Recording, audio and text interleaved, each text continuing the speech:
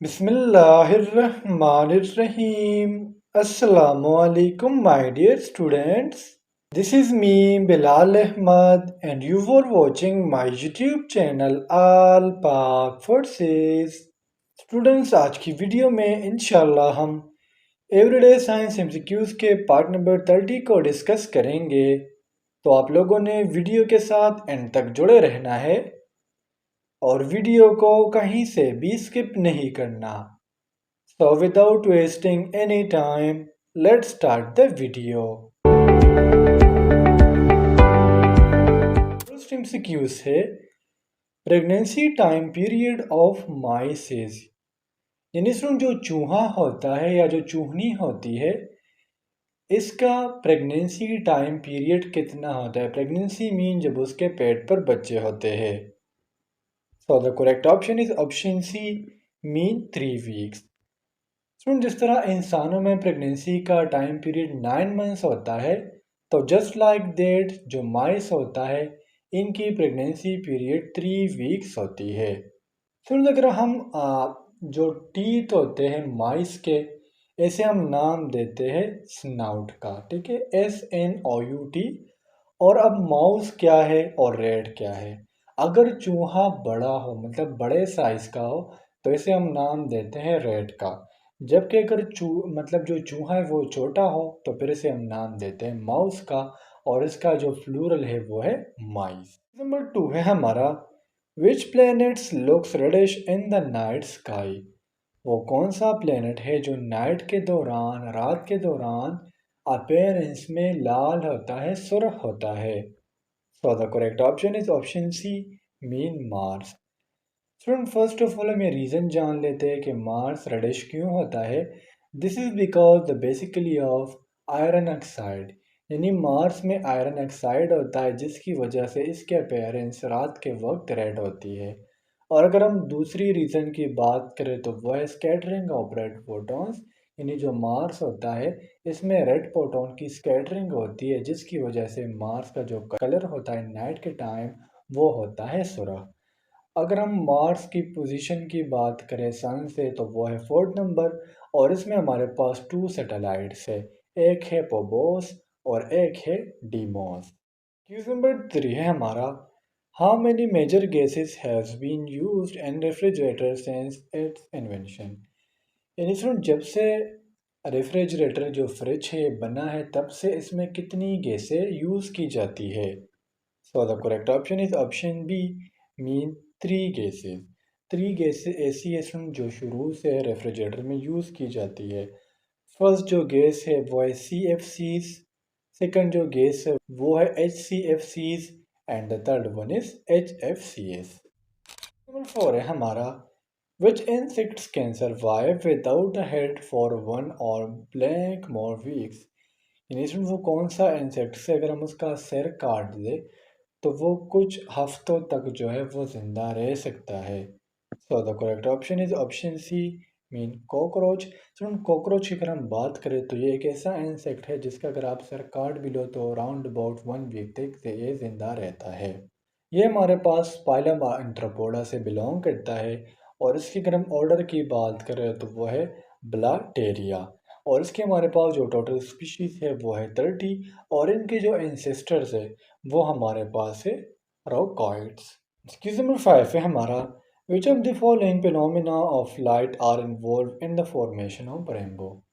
वो कौन सा फिनोमिना है जो रेनबो के फॉर्मेशन में अब मतलब इन्वॉल्व है। जैसे उसमें जब बारिश होती है तो बाज़ औक़ात आसमान में रेनबो बन जाता है।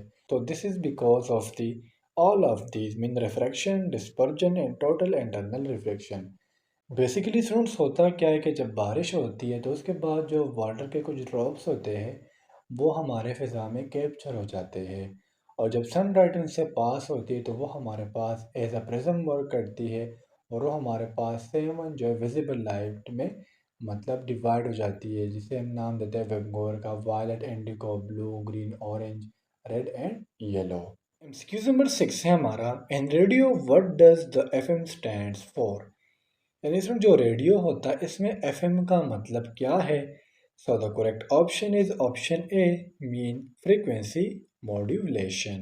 नंबर 7 है हमारा in human body the lungs remove which gas from the blood. यानी जो ह्यूमन बॉडी में हमारे पास लंग्स है, जो फेफड़े है, इसमें हमारे पास ये कौन सा गैस जो है रिमूव करती है ब्लड से? So the correct option is option C, mean carbon dioxide. So lungs में हमारे पास कुछ फंक्शनल यूनिट्स है जिसे हम नाम देते हैं एल्वेओलाई का। एल्वेओलाई में हमारे पास गैसियस एक्सचेंज होता है, ऑक्सीजन हमारी बॉडी में एंटर होता है, जबकि कार्बन डाइऑक्साइड हमारी बॉडी से बाहर रिलीज हो रहा होता है। जो लंग्स है ये हमारे पास बेसिकली हमारे ब्लड से कार्बन डाइऑक्साइड को रिमूव करती है। क्यों? क्योंकि हमारे ब्लड के एसिडिटी को बढ़ा देती है। एक्सक्यूज नंबर 8 है हमारा, according to quark theory there are blank elementary particles. Sir quark theory से पहले हमारे पास जो एटम्स है, जो कंपाउंड्स है, इनको भी कहा जाता था कि हमारे पास फंडामेंटल पार्टिकल्स या एलिमेंट्री पार्टिकल्स है। लेकिन जब क्वार्क थ्योरी आई तो क्वार्क थ्योरी के बाद एटम्स को फंडामेंटल पार्टिकल्स का नाम नहीं दिया गया। क्यों? क्योंकि एटम में हमारे पास प्रोटॉन्स होते हैं, न्यूट्रॉन्स होते हैं और साथ साथ इलेक्ट्रॉन्स होते हैं। तो जो प्रोटॉन्स हैं, न्यूट्रॉन्स, अगर हम इसके अंदर भी देखें तो उसमें हमारे पास कुछ ना कुछ चीज़ें प्रेजेंट होती है।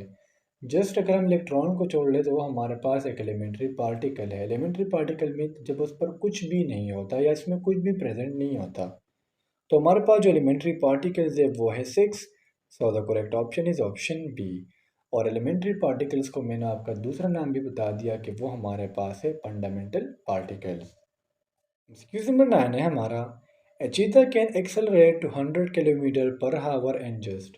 यानी सुन जो चीता है ये 100 किलोमीटर पर हावर की स्पीड तक एक्सेलरेट कर सकता है कितने टाइम में? In just 3 seconds. So the correct option is option A. Question number 10 है हमारा, carpology is a discipline devoted to the study of food. सुन कार्पोलॉजी हमारे पास बॉटनी का एक ऐसा ब्रांच है जिसमें हम सीड्स एंड फ्रूट्स के बारे में पढ़ते हैं। So the correct option is option C, means the study of seeds and fruits is called carpology. सुन कार्पोलॉजी के जो हमारे पास इन्वेंटर है वो हमारे पास एक डॉक्टर थे, जोसेफ गार्टनर। और कार्पोलॉजी मैंने आपको बताया कि हमारे पास बॉटनी का एक ब्रांच है। नंबर 11 है हमारा, aphasia is the inability to do word. सुन एपेजिया हमारे पास एक ऐसा एबनॉर्मल कंडीशन है जिसमें एक बंदा कम्युनिकेट नहीं कर सकता। So the correct option is option B. Simply अगर हम वर्ड्स में बोले तो हम कहते हैं वो बंदा जो बोल नहीं सकता, तो हम कहते हैं इस डिजीज़ का नाम है एपेजिया। एपेजिया में सुन बेसिकली होता क्या है कि ब्रेन का वो हिस्सा जो हमारे कम्युनिकेशन को कंट्रोल करता है वो डैमेज हो जाता है। तो आपको इतना पता होना चाहिए कि एपेजिया हमारे पास एक ऐसा एबनॉर्मल कंडीशन है हमारे ब्रेन का जिसमें एक बंदा वो बोल नहीं सकता। नंबर 12 है हमारा, the term xerostomia refers to.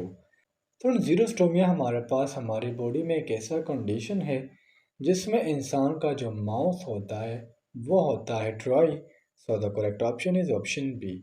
Dry mouth इसलिए होता है क्योंकि उसमें हमारी जो सलेवरी ग्लैंड्स है वो इनफ सलाइवा प्रोड्यूस नहीं कर सकती। और जब वो सलाइवा प्रोड्यूस नहीं कर सकती तो लाजमी सी बात है हमारा माउथ जो है, हमारा मुंह जो है वो खुश्क रहेगा, गीला नहीं होगा, because of the incomplete formation of the saliva. Number 13 है हमारा, Pluto is known as dwarf planet because which of the following reason. हम प्लूटो के बारे में ये मशहूर है कि हमारे पास हमारे स्पेस में 9 सबसे लार्जेस्ट ऑब्जेक्ट है, लेकिन ये एक प्लेनेट नहीं है। इसको ड्वार्फ प्लेनेट इसलिए कहा जाता है क्योंकि इसमें हमारे पास जो नाइबरिंग प्लेनेट होते हैं वो हमेशा सेम नहीं होते, मतलब चेंज होते रहते हैं। तो जिसकी वजह से हम प्लूटो को नाम देते हैं ड्वार्फ प्लेनेट का। नंबर 14 है हमारा, which of these is escapism.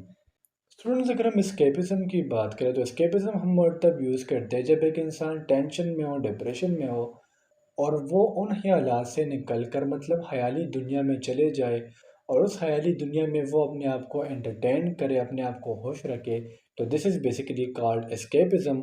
और इसका हमारे पास जो करेक्ट ऑप्शन है वो है option D, mean mental diversion from unpleasant और boring aspects of daily life. यानी फ्रेंड्स आपके डेली लाइफ में जो बोरिंग एस्पेक्ट्स है, जो बोरिंग चीज़ें हो रही होती है, आप उससे निकल कर एक ख़यालाती दुनिया में चले जाते हैं, उसमें आप एंजॉय कर रहे हो। तो this is basically called escapism.